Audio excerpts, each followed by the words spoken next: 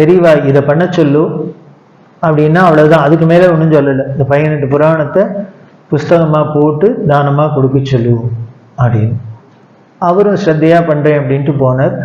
முக்கூருக்கு ரொம்ப சந்தோஷம், பெரியவா இப்படி ஒரு பெரிய விஷயம் சொல்லிட்டாலே. இப்போ இவருக்கு அனுகிரகம் பண்ணுறதோடு இல்லை, இந்த 18 புராணம் உலகத்தில் பிரச்சாரம் ஆறாப்புலன்னா ஆயிடுத்து. அத்தனை பேர் கையில் போப்புறதே இது சந்தோஷம். இப்படி 1 ஆச்சு 2 ஆச்சு 3 ஆச்சு. நமக்கெல்லாம் என்ன பண்ணோம், சரி பெரியவா சொல்லியிருக்கா, முதல் புராணம் போட்டோடனே உடனே இட்லி சாப்பிட ஆரம்பிச்சிட்டோம், 2வது புராணம் மட்டும் வடை தங்க ஆரம்பிச்சிட்டோம்னு ஏதானு தோணலாம் இல்லையோ, மிராக்கிள் நடந்துருமாக்கும்னு. நடந்துதான் ஒன்றும் இல்லை. 17 புராணம் பிரிண்ட் ஆகி போயிடுத்து. ஆனால் இவர் டியூப் மட்டும் மாறல, அப்படியே தான் இருக்கு. இப்போ இவருக்கு கவனம் முழுக்கலும் இந்த புராணம் நல்லபடியாக ஆகி புஸ்தகத்தை தானம் பண்ணுங்கிறதுல தான் இருக்கே வழியே, இனிமேல் நம்ம டியூப்ல சாப்பிட்றோமா அத்தை சாப்பிட்றோமாங்கிற அந்த அந்த கவலை போயிடுத்து. இப்போ கவனம் முழுக்கலும் இதுல இருக்கு, அப்படி இருந்தது. ஆனால் கடைசியாக 18வது ஸ்காந்த மகா புராணம் அதை எடுக்கிறா. அதை எடுத்து அச்சேர போகிறது.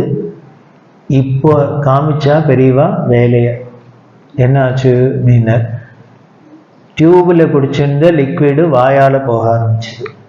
இப்படி ஆரம்பிச்சு இந்த 18வது புராணம் பூர்த்தியாகி ஸ்காந்த மகாபுராணம் பிரிண்ட் ஆகி தானம் பண்ண ஆரம்பிச்சதுக்கு அப்புறம் என்ன ஆயிடுத்து அப்படின்னா, இவரோட பிராரப்தமும் கழிஞ்சுது. டியூபெல்லாம் எடுத்தாச்சு.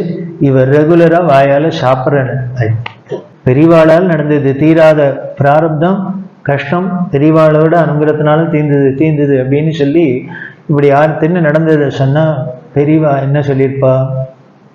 அதுதான் பெரியவா. அன்னை சொல்றா, அவன்கிட்ட சொல்லும், நான் ஒன்றும் பண்ணலைன்னு சொல்லுவாங்க. நான் ஒன்றும் பண்ணல, வியாசாச்சாரியாலோட புராணத்தோட பெருமை அவனுக்கு பிராரப்தம் போச்சுன்னு சொல்லுவான். எழுதினவர் யாரு? வேதவியாசர். கதை என்ன, யாருன்னா மனுஷனோட கதையான்னு? பகவானோட கதை. அந்த அந்த 18 புராணத்திலையும் யாரை பற்றி சொல்லியிருக்கு? அந்த பரமாத்மாவான அவரோட பெருமை என்ன சொல்லியிருக்கு, அவரோட மகிமை என்ன சொல்லியிருக்கு அப்படின்னு. கதாநாயகன் அந்த பரமாத்மா தான்.